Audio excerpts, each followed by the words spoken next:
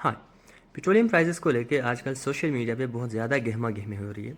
तो let's try to understand how the prices of these petroleum oils are determined. अच्छा, इसके लिए सबसे पहले आपको क्रूड ऑयल के बारे में पता होना चाहिए कि क्रूड ऑयल क्या होती है। क्रूड ऑयल जो है वो बेसिकली होती है रॉ फॉर्म में जो ऑयल या जो नेचुरल फॉर्म में ऑयल होती है उसको हम क्रूड ऑयल कहते हैं, जिसको एक्सट्रैक्ट किया जाता है फ्रॉम द माइनरल्स। अच्छा, इसके प्राइस को, ग्लोबल प्राइस को अगर आप जानना चाहते हैं तो आप इस वेबसाइट पे जा सकते हैं oilprices.com के ऊपर। यहाँ पे आपको क्रूड ऑयल के प्राइसेस दिखेंगे जो कि करंटली मेरे वीडियो बनाते वक्त $111.5 पे कुछ है पर बैरल। बैरल क्या होता है वो हम आगे जाके समझते हैं। अच्छा, बैरल जो है वो बेसिकली 159 अप्रॉक्सीमेटली लीटर्स को बैरल कहा जाता है।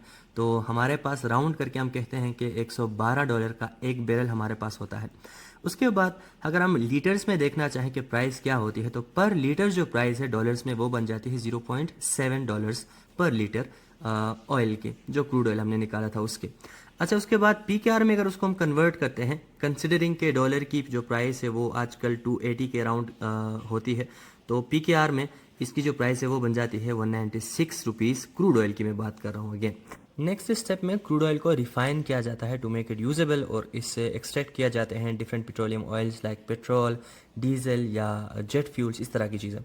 अच्छा, रिफाइनिंग दो तरीके से होते हैं, दो केसेस में होती हैं। एक हमारे पाकिस्तान के लोकल रिफाइनरीज हैं जो ऑयल को रिफ़ाइन करते हैं, और कुछ औकात रिफाइंड ऑयल को, ऑलरेडी रिफाइंड ऑयल को इंपोर्ट किया जाता है।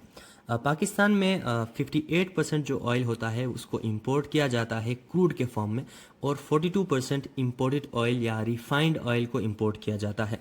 तो इस हिसाब से अगर आप लोकली रिफाइन करेंगे तो अराउंड 30 रुपये पर लीटर बन जाते हैं, और अगर आप ऑलरेडी रिफाइंड ऑयल को इंपोर्ट करते हैं तो अराउंड 60 रुपीज़ या उससे ज़्यादा या कम पर लीटर बन जाते हैं। तो हम राउंड करते हैं और राउंड करके एक मीडियम फिगर उठाते हैं जो कि हम कह सकते हैं $50 हो सकते हैं पर लीटर रिफाइनिंग के। नेक्स्ट स्टेप में लॉजिस्टिक्स होते हैं। लॉजिस्टिक्स हम कहते हैं ट्रांसपोर्टेशन ऑफ गुड्स को। तो एक फ्रेट नाम की चार्ज होती है जो हम, जिसे हम शिपिंग कॉस्ट भी कहते हैं। तो तकरीबन गल्फ़ से लेके कराची या गवादर तक जो शिपिंग कॉस्ट होती है वो अराउंड पर लीटर 10 रुपये कुछ लिया जाता है, और इंश्योरेंस भी लिया जाता है फ्रॉम दी टैंकर्स जिनकी शिपिंग होती है, और उनकी इंश्योरेंस नॉर्मल हालात में 3 से 4 रुपये होती है, और अगर क्रिटिकल सिचुएशंस हों जिस तरह अभी है ईरान और इसराइल का वार, इस केस में 6 से 10 रुपये या उससे भी ज़्यादा ये हो सकता है इंश्योरेंस। उसके अलावा पोर्ट चार्जेस होते हैं, जहाँ पे जिस पोर्ट से इन चीज़ों को डिलीवर किया जाते हैं, जहाँ पे रिसीव किए जाते हैं, वहाँ पे कुछ लोग होते हैं वो काम करते हैं। सारे चार्जेस मिला के अराउंड पर लीटर 4 से 6 लीटर का चार्ज हो जाता है।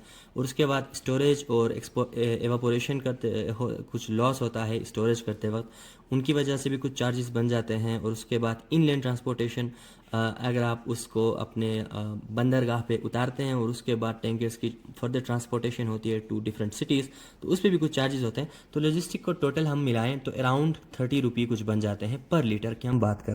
उसके बाद आते हैं डिस्ट्रीब्यूशन कॉस्ट। डिस्ट्रीब्यूशन कॉस्ट से मुराद ये है कि वो खर्चे जो इन ऑयल्स को हम तक पहुंचाने में लग जाते हैं। तो सबसे पहले ऑयल मार्केटिंग कंपनीज जो हैं, फॉर एग्जांपल शेल हो गया, पीएसओ हो गया, ये अपना प्रॉफिट मार्जिन उठा लेते हैं या हमारे ऊपर डाल देते हैं, जो जो बन जाता है 6 to 8 लीटर्स। उसके अलावा डीलर या जो पंप वाले हैं उनका भी मार्जिन होता है, प्रॉफिट मार्जिन होता है, वो अराउंड 6 to 8 लीटर्स अगेन बन जाता है। गवर्नमेंट के कुछ टैक्सेस हैं। एक हमारे पास है पेट्रोलियम डेवलपमेंट लेवी, ये अराउंड 50 रुपये से ज़्यादा है पर लीटर। और उसके अलावा हमारा जनरल सेल्स टैक्स जो है वो बन जाता है अराउंड 30 to 40 पर लीटर। और उसके अलावा कुछ फेडरल और प्रोविंशियल लेवीज़ होते हैं जो हमारे ऊपर आयद किए जाते हैं, वो भी कुछ बन जाते हैं अराउंड 5 to 15 रुपीज़ पर लीटर।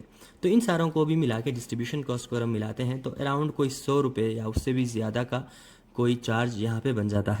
अच्छा, तो इन सारों को अगर हम कंबाइन करें, लेट्स से क्रूड ऑयल जो है रॉ फॉर्म में वो 196 रुपये की हो गई, और उसके अलावा क्रूड को रिफाइन करते वक्त आपका 50 रुपये का खर्चा हो गया। उसके अलावा लॉजिस्टिक्स पे 30 रुपये या उससे ज़्यादा लग गए, और डिस्ट्रीब्यूशन कॉस्ट भी अराउंड 100 से ज़्यादा हो गए।